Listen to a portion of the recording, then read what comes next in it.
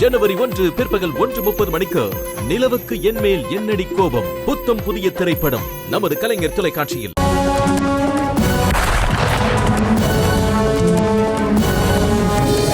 ருத்ரா அந்த gift பாக்ஸ்க்குள்ள இருக்கிறது கன்ஃபார்மா வைரஸ் தான். விடாதீங்க. அவங்கள ஃபாலோ பண்ணி அந்த வைரஸை யார்கிட்ட கொடுக்கறாங்கன்னு பார்த்து அவங்களையும் சேர்த்து பிடிங்க. அவங்க கையில இருக்கிற வைரஸை டேக் ஓவர் பண்ணி அவங்கள அரெஸ்ட் பண்ணுங்க.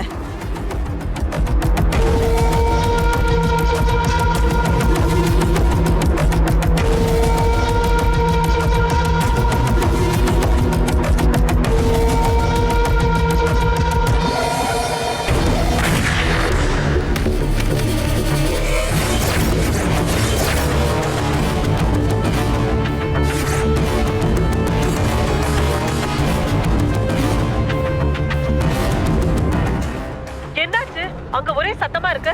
ஏதோ ஷூட் பண்ண சவுண்ட் கேட்ட மாதிரி இருக்கு.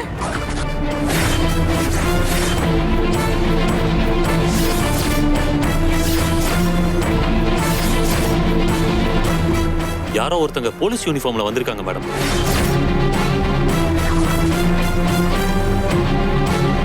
அவங்க தான் மேடம் அந்த ஃபாரினரை ஷூட் பண்ணிட்டாங்க. அவங்க நேம் பேட்ஜ்ல என்ன பேர் இருக்குன்னு பாருங்க. வந்திருக்கிறது நீங்க சொன்ன ருத்ரா தான் மேடம். All right. இனிமே அவங்க பாத்துப்பாங்க. அவங்களோட ஆர்டர் என்னவோ அதுக்கு நீங்க ஒபே பண்ணுங்க. Okay madam.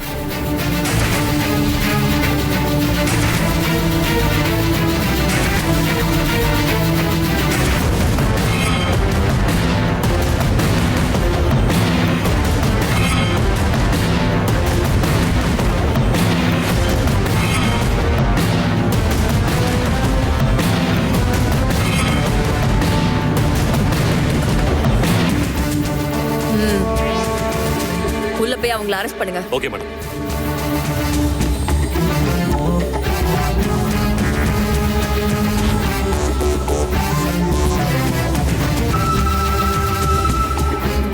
I'm Rudra, special branch.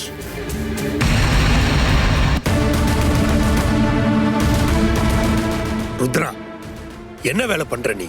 இங்க நடந்துட்டு இருக்கிறது யார் கல்யாணம்னு தெரியும்ல? Sorry sir.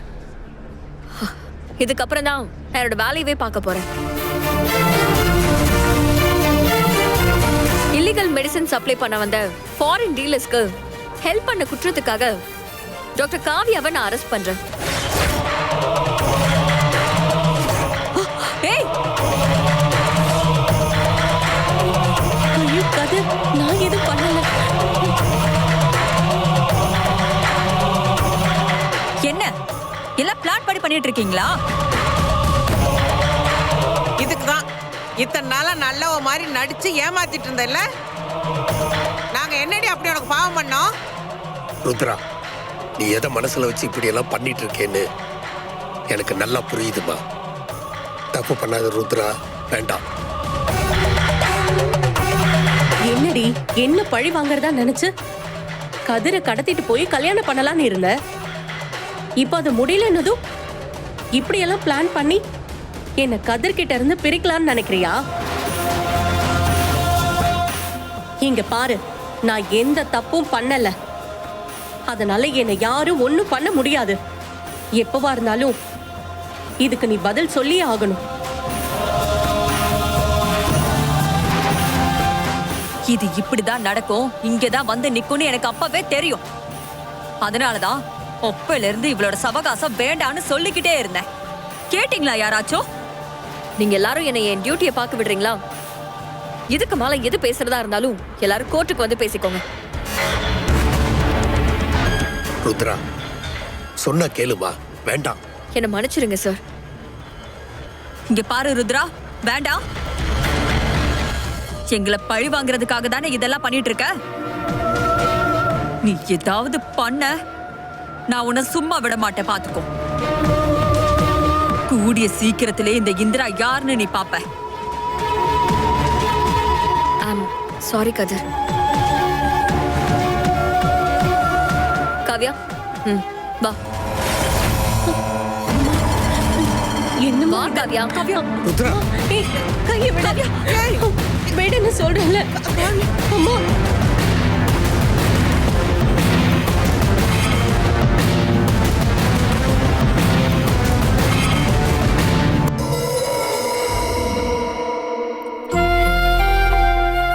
இது பாருங்களேன் சம்மந்திமா,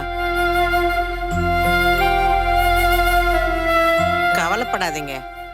நம்ம பொண்ணு மேல எந்த தப்பும் இல்லதானே. நம்ம பொண்ணை பத்தி நம்மளுக்கு நல்லா தெரியும். அப்புறம் எதுக்கு அதை பத்தி நீங்க கவலைப்பட்டுட்டு இருக்கீங்க? இல்ல நமக்கு தெரிஞ்சு என்ன பண்றது? அந்த ருத்ரா இப்படி திட்டம் போட்டு என் பொண்ணு வாழ்க்கைய கெடுத்துட்டாளே. அவளை நினைச்சாதான் எனக்கும் ஆத்திரமா வருது. இத்தனை நாளா நல்ல அமுக்குனி மாதிரி இருந்துகிட்டு எவ்வளவு பெரிய வேலையை பார்த்திருக்கா பாத்தீங்களா? இதுக்காகத்தான் அப்பவே சொல்லி வச்சிருக்காங்க, ஊமை மாதிரி இருக்கிறவங்கள நம்பவே கூடாதுன்னு. எனக்கு என்னமோ இதுக்கு பின்னாடி வேற ஏதோ காரணம் இருக்கும்னு தோணுது மாமா. வேற எந்த காரணமும் இல்ல மாப்பிள்ள. நீங்க ருத்ரா விரும்பினதும் அவளும் உங்களை விரும்பினது மட்டும்தான் காரணம். உங்களை நான் தப்பு சொல்ல மாப்பிள்ள. நீங்க அவளை விரும்புறேன்னு சொல்றப்பவே அவளும் சரின்னு சொல்லியிருந்தா நானே பேசி உங்க 2 பேருக்கும் ஜாம் ஜாம்னு கல்யாணத்தை பண்ணி வச்சிருந்திருப்பேன். ச்சே, ஆனா அதை விட்டுட்டு உங்களை வேண்டான்னு சொல்ல வேண்டியது, அப்புறம் உங்களுக்கு வேற ஒரு நல்ல வாழ்க்கை அமையும் போது அதை இப்படி வந்து கெடுக்க வேண்டியது. அதனாலதான் மாப்பிள்ள எனக்கு கோபமா வருது. இல்ல மாமா, ரஞ்சனி அப்படிப்பட்டவங்க இல்ல. மாப்பிள்ள உங்களுக்கு ரஞ்சினியா தான் அவளை தெரியும், ஆனா எனக்கு அவளை ருத்ராவாவே தெரியும். அவளுக்கு சின்ன வயசுல இருந்து வளர்த்தவனா சொல்ற மாப்பிள்ள. அவளுக்கு ஒரு விஷயம் கிடைக்கணும்னு முடிவு பண்ணிட்டானா அதை அவ எப்படியாவது அடையாம விடவே மாட்டான். ஆனா என் விஷயத்திலையும் என் பொண்ணு விஷயத்திலையும் அவ அப்படி இருக்க மாட்டான்னு நினைச்சேன். என் நம்பிக்கையெல்லாம் பொய்யாயிடுச்சு மாப்பிள்ள. மாப்பிள்ளையோட முகத்தை பாக்குறதுக்கே கஷ்டமா இருக்கு சம்மந்தி. கதிரை பத்தி எனக்கு நல்லாவே தெரியும் சம்பந்தி. அவன் இதெல்லாம் பெருசாவே எடுத்துக்க மாட்டான்.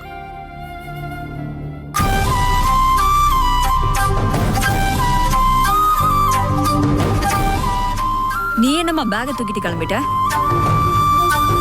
என்னன்னு தெரியல மேடம். இந்த ஊருக்கு வந்ததுல இருந்தே என் குழந்தைக்கு உடம்பு முடியாம போயிட்டே இருக்கு.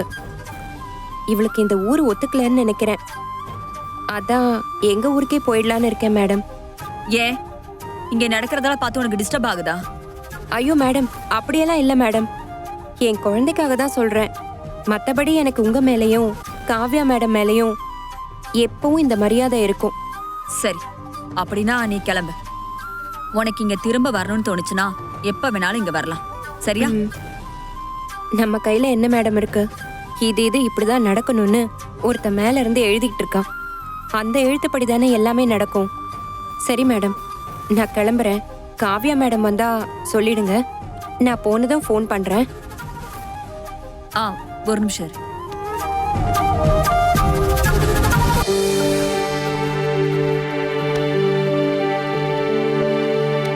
இந்த பணத்தை செலவுக்கு வச்சுக்கோ. இந்தா புடி. Okay madam. பத்திரமா போயிட்டு வா. பார்த்து போயிட்டு வா.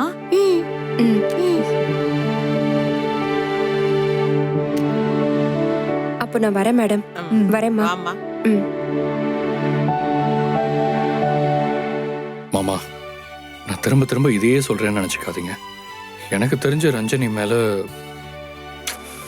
சாரி, ருத்ரா மேல எந்த தப்பும் இருக்காது.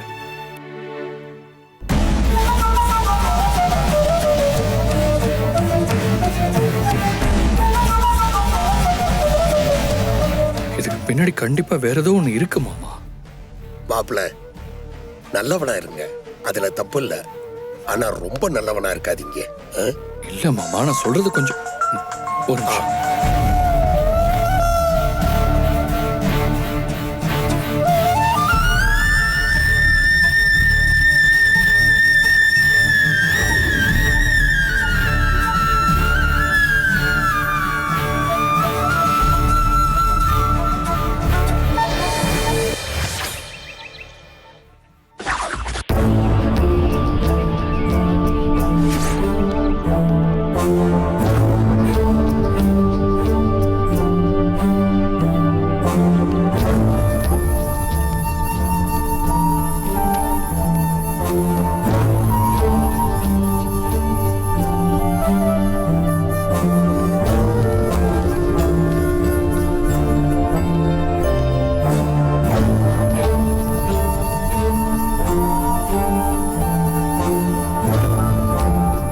இங்க பாரு காவ்யா,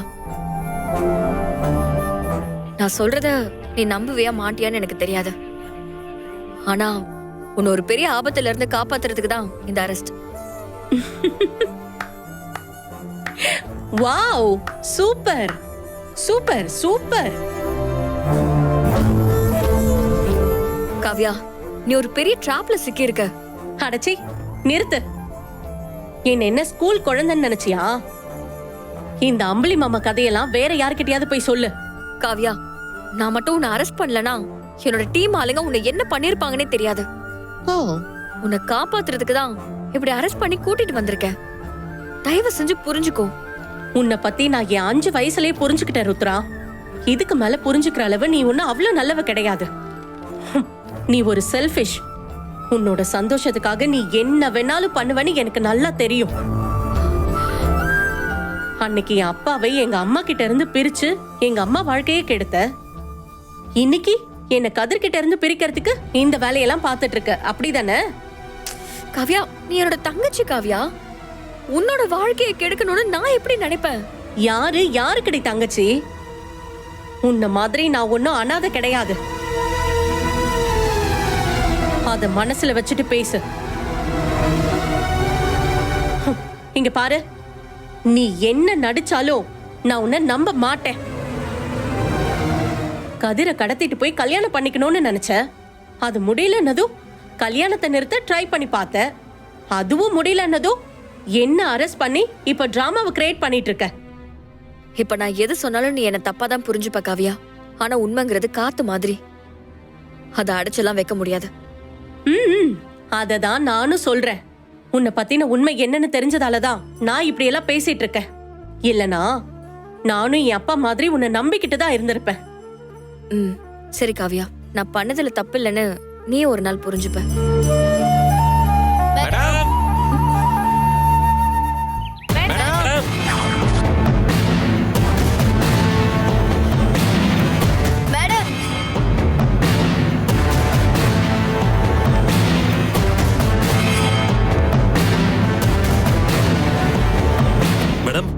ஃபாரின் மெடிசன் மாஃபியா கும்பல 2 பேரை சுட்டு பிடிச்சிருக்கீங்க. அவங்களோட சேர்த்து டாக்டர் காவ்யாவே அரெஸ்ட் பண்ணிருக்கீங்க. உண்மையாவே என்ன நடந்துச்சு மேடம்? மேடம், 2 பேரை சுட்டு பிடிச்சிருக்கீங்க. அதுக்கான உண்மையான காரணத்தை மக்களுக்கு சொல்ல வேண்டியது உங்களோட கடமை. இல்ல, அது அது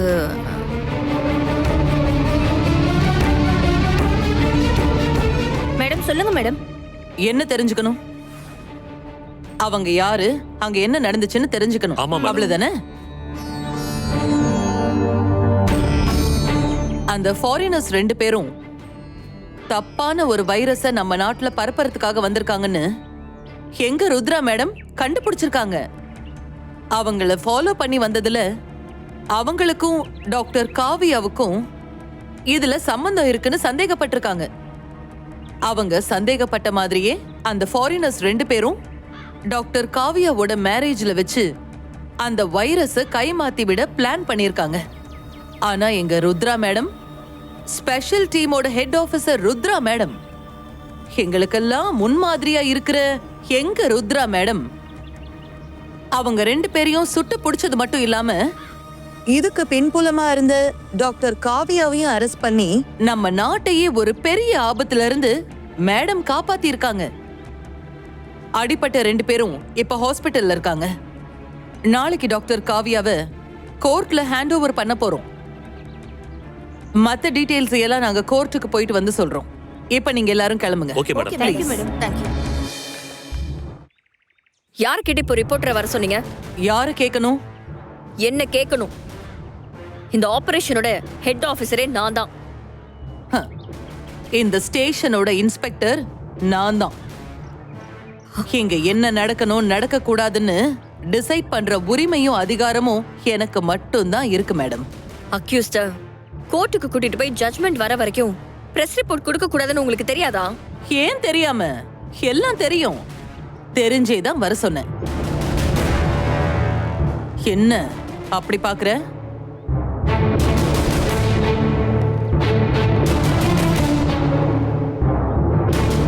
நீ வேணா ஸ்பெஷல் டீம் ஹெட்டா இருக்கலாம். மத்த போலீஸ் எல்லாரையும் நீ கண்ட்ரோல் பண்ணலாம். ஆனா இந்த ரூபாவதி எப்பவுமே அவுட் ஆஃப் கண்ட்ரோல் தான்.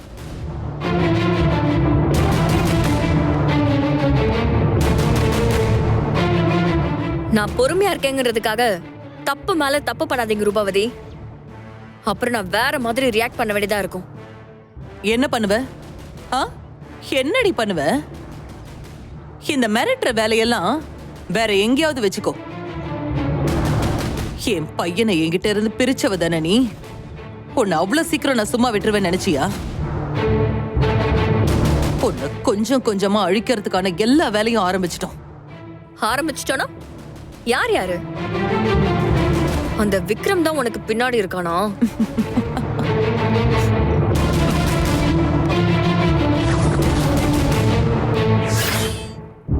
அதெல்லாம் அப்படிதான் இருக்கும்.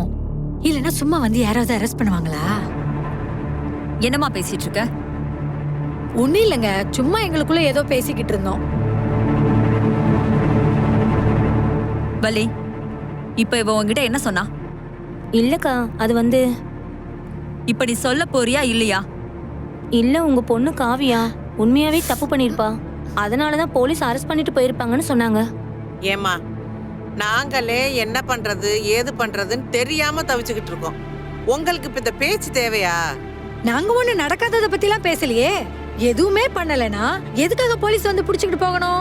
ஏய் ரேவதி, இன்னொரு வார்த்தை என் பொண்ணை பத்தி தப்பா பேசுன நான் கருத்துருவேன். முதல்ல வெளியில போங்க.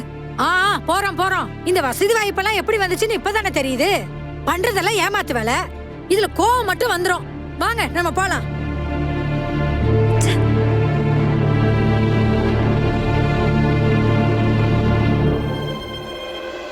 என்னாச்சு? இன்னும் என்ன ஆகணும்? உங்க வளர்ப்பு மகளால என் மானமும் என் மக மானமும் சந்தி சிரிச்சிட்டு இருக்கு. உங்க கண்ணுல படக்கூடாதுன்னு தானே இத்தனை வருஷமா நாங்க ஒதுங்கியே இருந்தோம். ஏன் இப்படி வந்து எங்க வாழ்க்கையில விளையாடுறீங்க? சம்பந்தி, அவ செஞ்சதுக்கு இவரை ஏன் கரிச்சு கொட்டிட்டு இருக்கீங்க? விடுங்க. நீங்க சும்மா இருங்க சம்பந்தி.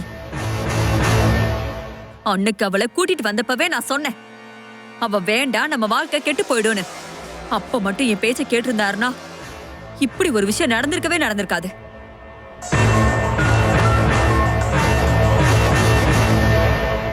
சொல்லரி. எப்போ? அப்படியா? இரு பாக்குறேன்.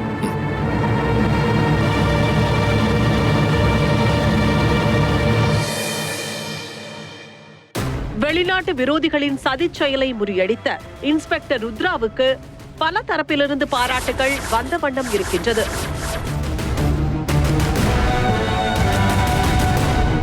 அந்த வெளிநாட்டு நபருக்கு உடந்தையாக இருந்த டாக்டர் காவ்யா என்ற பெண் மருத்துவர் மீது தேச துரோக வழக்கு பாய இருப்பதாக போலீஸ் தரப்பில் சொல்லப்படுகிறது. மேலும் இந்த குற்றம் நிரூபிக்கப்பட்டால் காவ்யாவை மருத்துவத்துறையிலிருந்து பெயர் நீக்கம் செய்வதற்கான வாய்ப்புகள் இருப்பதாக கூறப்படுகிறது.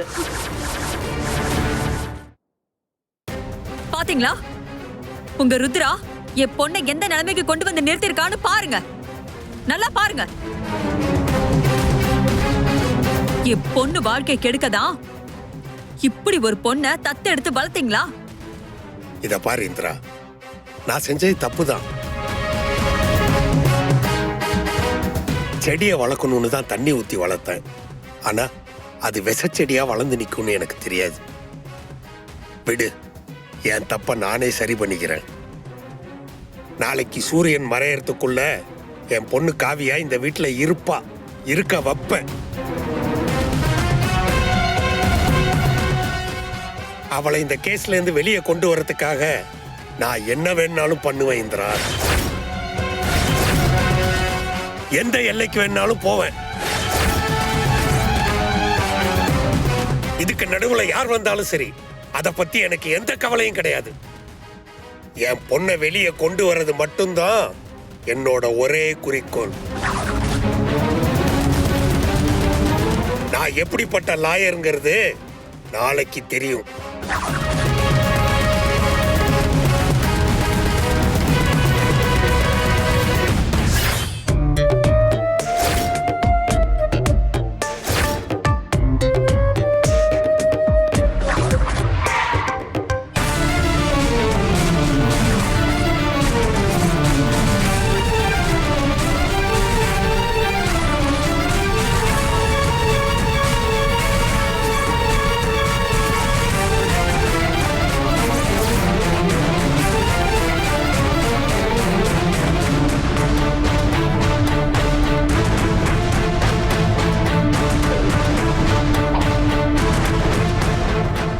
வணக்கம் ருத்ரா மேடம்.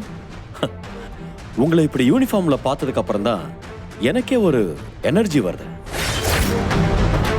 என்ன மேடம், நீங்க முறைக்கிறத பார்த்தா என்ன உங்களுக்கு யாருன்னே தெரியல போல இருக்கு. நான் தான் மேடம் உங்களுக்கு இன்ஃபர்மேஷன் கொடுத்த ஆறுமுகம். இங்க பாரு, நான் அமைதியா இருக்கேங்கிறதுக்காக ரொம்ப ஓவரா ஆடாத. என்ன பத்தி என்ன விட உனக்கு நல்லா தெரியும். தேவையில்லாம என் விஷயத்துல விளையாட்டு காட்டாத, அப்புறம் அது உனக்கு நல்லதில்ல. ருத்ரா, இன்னும் நான் உன்னை அடிக்கவே ஆரம்பிக்கல, அதுக்குள்ள கோவப்பட்டா எப்படி? இன்னும் இந்த விக்ரமோட விளையாட்ட நான் இன்னும் ஸ்டார்ட் பண்ணவே இல்லை. இதெல்லாம் வெறும் சாம்பிள் தான்.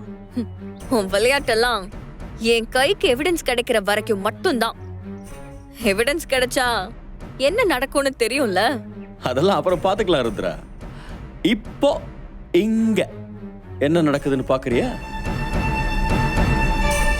உள்ள இருக்கிற காவியா எனக்கு யார் தெரியுமா?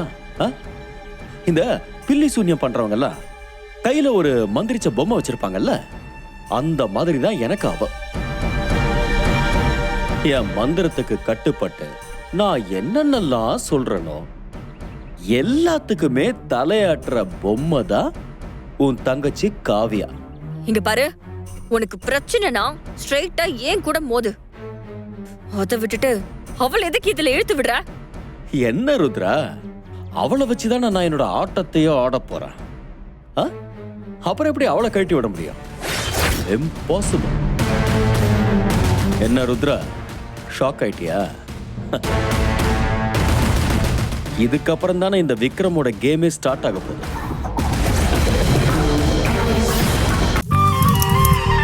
ஜனவரி 11 பிற்பகல் 1:30 மணிக்கு இட்லி கடை சூப்பர் ஹிட் திரைப்படம்